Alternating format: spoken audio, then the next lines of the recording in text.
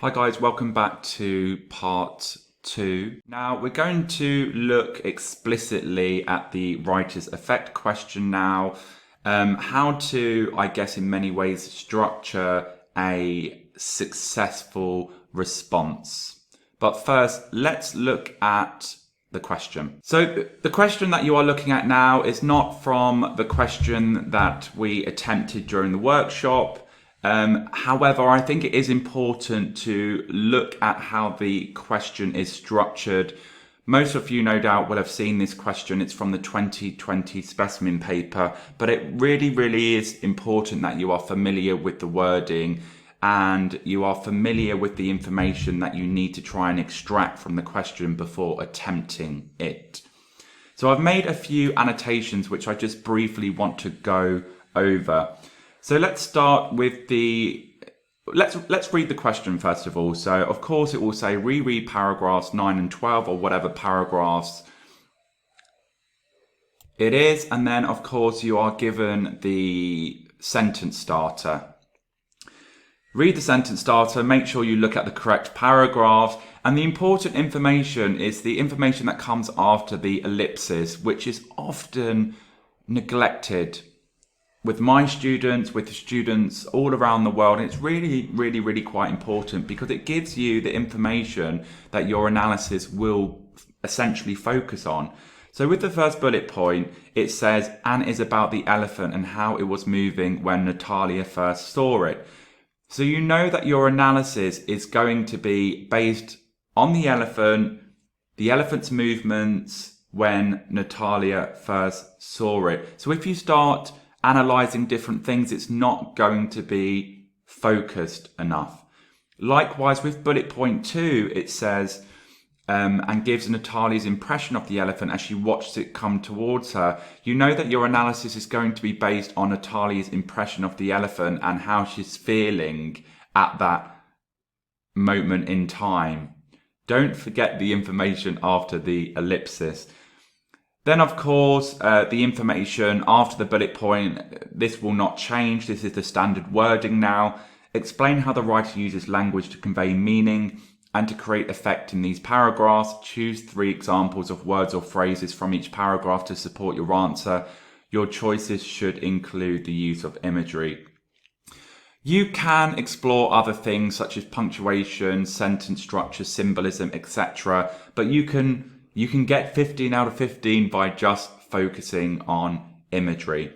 Write about 200 to 300 words. You want 2 separate paragraphs, and ideally you want 150 words for each paragraph. I've also put here as well, don't obsess over the word count. It is suggested.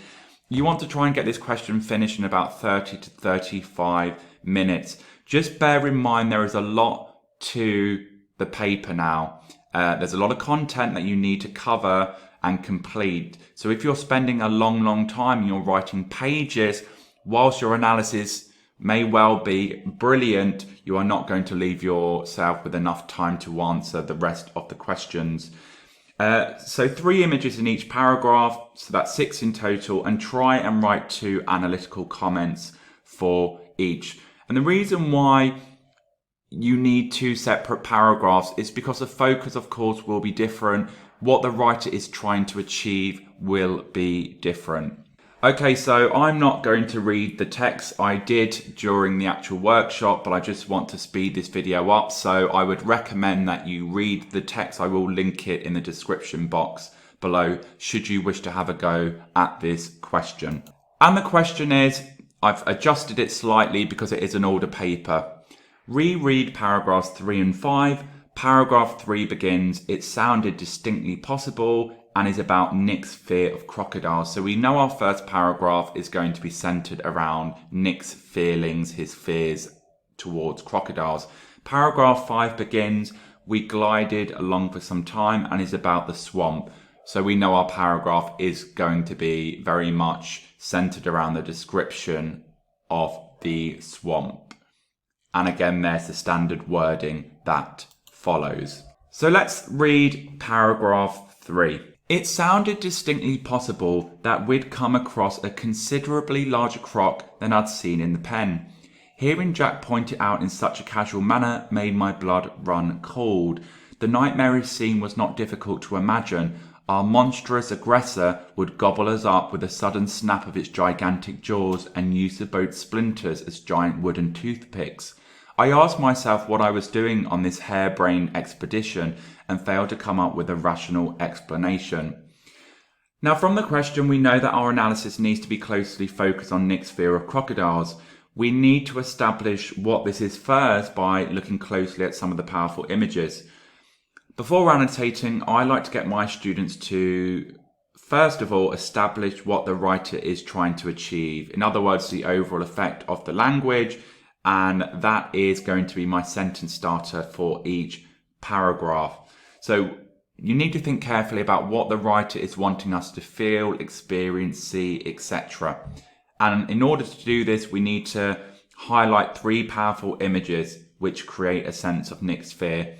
Now, in each paragraph, there will always be more than 3 images. You choose 3 images which you are confident that you will be able to say at least 2 analytical things about those images. You don't want to be clutching at straws, and certainly don't choose images which contain words that perhaps you are unfamiliar with. There will be 3 images which are powerful enough to allow you to explore them in a successful way.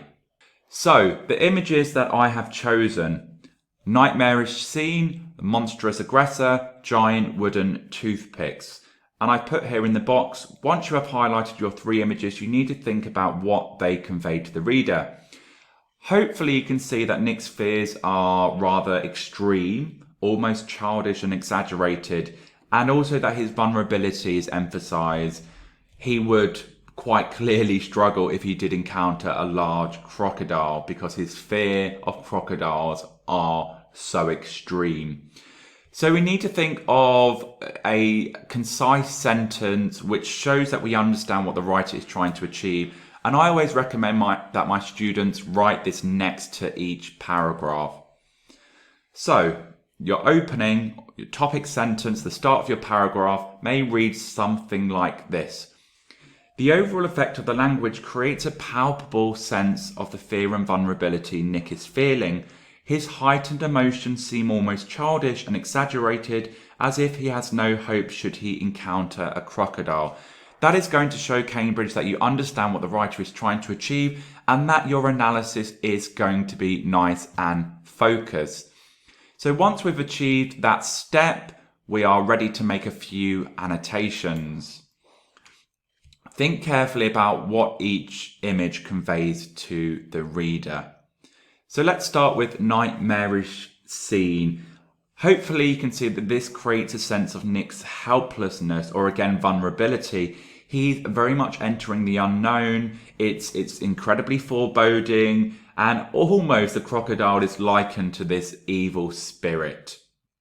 This monstrous aggressor, this metaphor, creates a grotesque image from that adjective monstrous. It's intimidating, it's frightening. There's going to be no escaping its wrath should Nick encounter this crocodile. And then we've got that very humorous image of the crocodile using the boat's splinters as giant wooden toothpicks.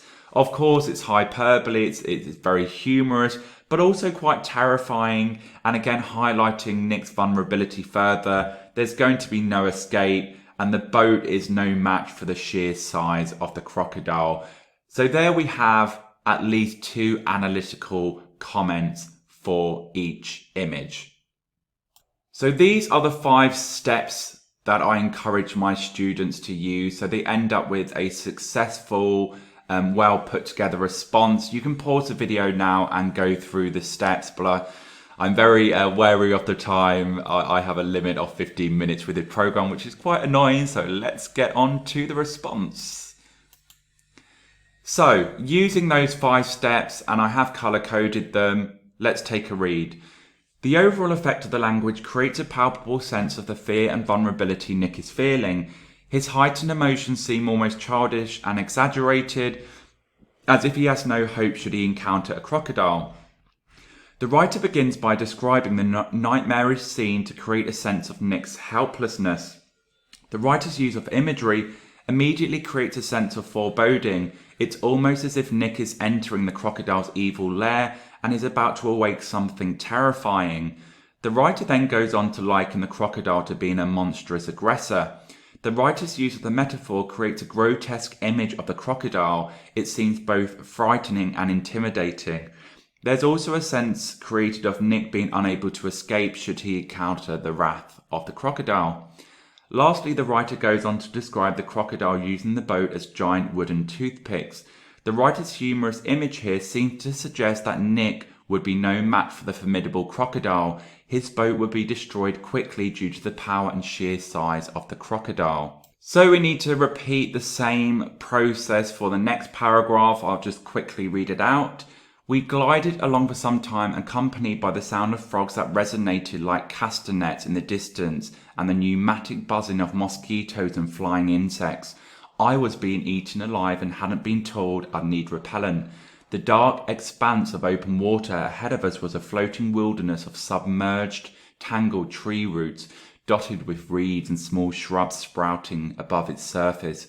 Jack continued scanning the murky waterline beneath the overhanging ferns before deciding to move on. We swept off into the darkness. So again, we need to highlight 3 things. We know that our analysis needs to be focused on the swamp. So the quotations which I've chosen are eaten alive, dark expanse of open water, and lastly we swept off into the darkness. Hopefully you can see that the writer is trying to create an image of the swamp being a foreboding place. It's clear the characters are entering the unknown territory, an almost hostile environment, one which is out to get them. And here are some suggested annotations. Eaten alive. Exaggerated to heighten the horror of the situation, even the flying insects are out to get them. Sense of being tormented, almost as if they are warning them to turn back. Dark expanse of open water, there's ubiquitous dangers, sense of the character's vulnerability, nowhere to escape, sense of disorientation and unable to tell which direction to go, and I guess that there's this hidden evil lurking. Lastly, we swept off into the darkness. Sense of helplessness, vulnerability again, no longer in control, the natural world is going to cause them harm, and that they are being forced to enter this dangerous environment. And using the 5 steps to success, let's have a look at how we turn those annotations into a successful response. The overall effect of the language creates an image of the swamp being a foreboding place. It's clear that the characters are entering the unknown territory, an almost hostile environment, one which is out to get them. The writer begins by describing the characters getting eaten alive to highlight the dangers of the natural world. The writer's use of the exaggerated imagery here suggests that even the flying insects are out to get them. It's almost as if they are being tormented and warned to turn the other way. The writer then goes on to describe the dark expanse of open water. The writer's use of imagery here creates a sense of the ubiquitous dangers that surround them. It's clear that the characters are in a vulnerable position and that there is nowhere for them to escape from harm. Lastly, the writer goes on to describe the characters being swept off into the darkness. The writer's use of the verb swept, coupled with the noun darkness, evoke a sense of disorientation, almost as if the characters have now lost complete control. It also highlights how the characters no longer have a choice. They are being forced into a dangerous environment with hidden evils lurking. As a side note, if you want to explore the connotations of 2 words and you want to essentially zoom in, just put the word, whatever the word is, coupled with, and that's probably the easiest way to do that. And we got to the end. We're almost at 15 minutes, so I'll wrap the workshop or the video up now. Do leave your questions below. I hope this has been helpful, and I will see you again very soon. Thank you.